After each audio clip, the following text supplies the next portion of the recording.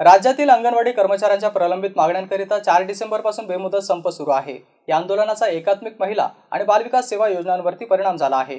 त्यामुळे अंगणवाडी कर्मचाऱ्यांना मानधन सेवेतून का कमी करू नये म्हणून कारणे दाखवा नोटिसा बजावण्याचे वरिष्ठ स्तरातून आदेश देण्यात आले आहे। त्यानुसार फुलंब्री तालुक्यातील 422 अंगणवाडी कर्मचाऱ्यांना नोटिसा बजावल्या आहेत।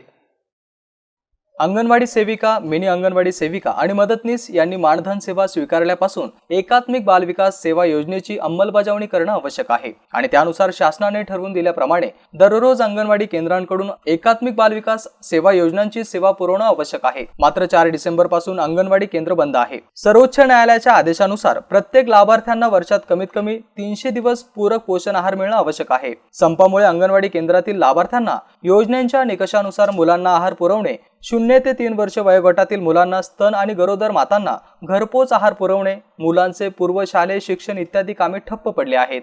केंद्र बंद ठेवणं, पूर्व प्राथमिक शिक्षण न देणे या कारणांमुळे योजनेची गुणवत्ता खालवत आहे आणि कुपोषणाची समस्या देखील कायम राहते।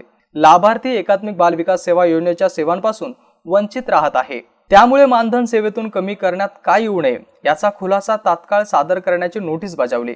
खुलासा समाधानकारक नसल्यास मानधन सेवेतून तात्काळ कमी करण्याबाबतचा प्रस्ताव वरिष्ठ कार्यालयाकडे सादर करण्यात येईल असा इशारा नोटीसीतून देण्यात आला आहे। या अनुषंगाने शुक्रवारी प्रकल्प अधिकारी एकात्मिक बालविकास कार्यालयात अंगणवाडी सेविकांनी खुलासा सादर करण्यासाठी गर्दी केली होती। 17 तारखेपर्यंत कामावरती रुजू होणार नसल्याचे खुलासा पत्र त्यांनी दिले।